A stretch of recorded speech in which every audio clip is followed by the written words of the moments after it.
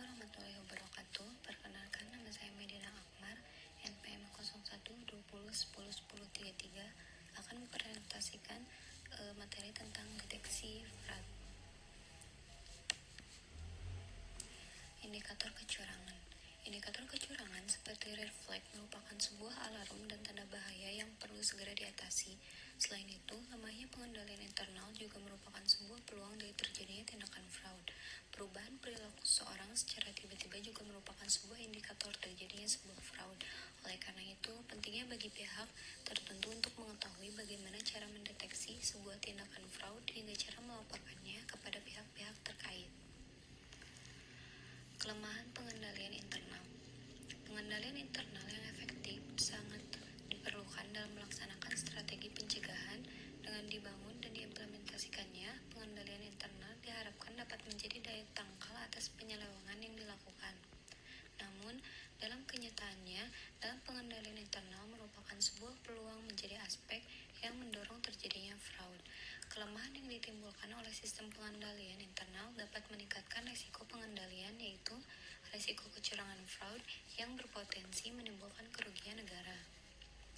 Indikator analisis kecurangan. Indikator analisis kecurangan adalah prosedur atau hubungan yang sangat tidak wajar atau sangat tidak realistik.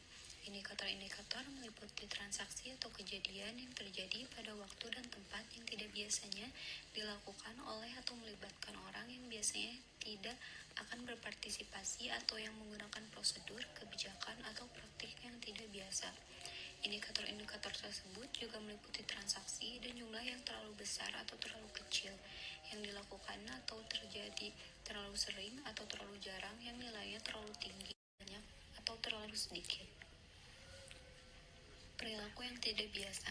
Tidak ada pelaku khusus yang dapat menunjukkan adanya kecurangan, namun terjadinya perubahan dalam perilaku maupun sikap seseorang adalah sebuah indikasi terjadinya sebuah kecurangan.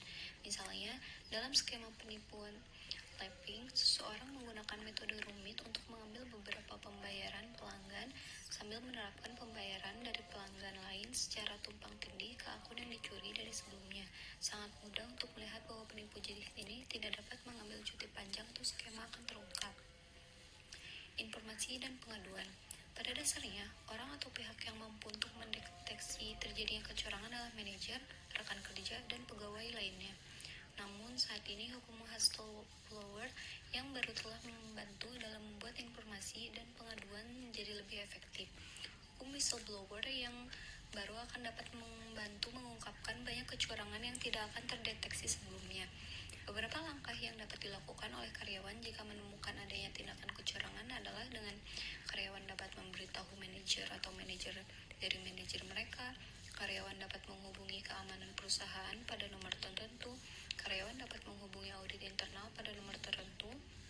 Dan yang terakhir adalah karyawan dapat menghubungi ombudsman perusahaan yang akan meneruskan informasi dari pengaduan yang dibuat. Pengertian fraud detection.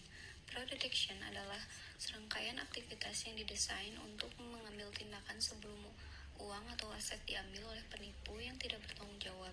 Fraud detection system dibutuhkan oleh semua industri. Pasalnya, penipuan atau fraud yang dilakukan oleh seorang bisa berbeda-beda tergantung dengan situasi dan kondisi.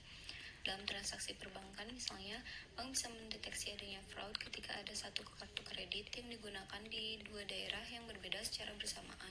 Sedangkan contoh fraud bagi perusahaan untuk mendapatkan klaim. Sistem deteksi fraud yang pertama, fraud detection system untuk mencalon pengguna atau customer. Sistem ini digunakan untuk menghindari adanya pengguna palsu, pengguna dengan akun double, calon nasabah bermasalah, dan lain sebagainya. Yang kedua ada fraud detection system untuk customer yang sudah ada. Sistem ini bertujuan untuk mendeteksi penipuan yang dilakukan oleh pelanggan yang sudah ada sebelumnya. Bentuknya bisa bermacam-macam, mulai dari memasukkan data jual beli dengan nominal di atas kewajaran hingga penipuan akibat kartu kredit yang dihilangkan dan lain sebagainya. Cara kerja deteksi fraud. Umumnya, sistem ini berkaitan dengan serangkaian aktivitas berulang yang digunakan untuk memetakan pola kerja fraud itu sendiri. Hasil pemetaan tersebut kemudian digunakan untuk menyusun sistem atau algoritma yang ditujukan untuk mencegah pola fraud yang sama terjadi lagi. Dalam hal ini, praktisi bisa menggunakan analisis data statistik maupun kerja kecerdasan buatan AI. Seiring dengan semakin rumitnya model berbagai jenis fraud yang terjadi dan semakin tingginya frekuensi fraud, maka pemasangan sistem fraud detection secara real time menggunakan AI lebih disarankan. Contohnya adalah teknologi liveness detection saat memverifikasi pengguna baru dalam sebuah layanan. Cara kerjanya yang pertama ada data mining.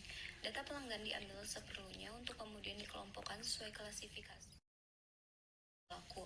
Hal ini bertujuan supaya data transaksi konsumen tersebut bisa diketahui sehingga pola fraud memulai terbentuk.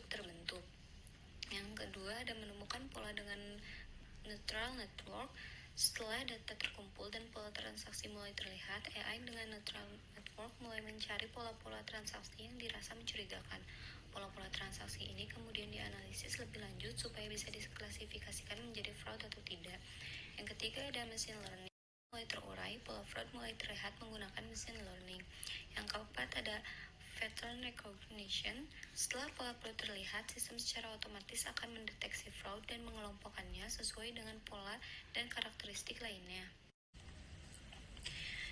Selanjutnya ada manfaat fraud detection system untuk bisnis. Yang pertama untuk melindungi perusahaan dari pengguna yang bermasalah. Yang kedua melindungi pengguna lain dari penggunaan bermasalah. Yang ketiga menekan potensi terjadinya money laundering. Yang keempat menciptakan ekosistem transaksi yang aman dan nyaman. Yang kelima ada meningkatkan pendapatan dan keuntungan. Terima kasih. Apakah ada yang ingin ditanyakan? Itu merupakan materi dari deteksi fraud yang saya rangkum. Terima kasih.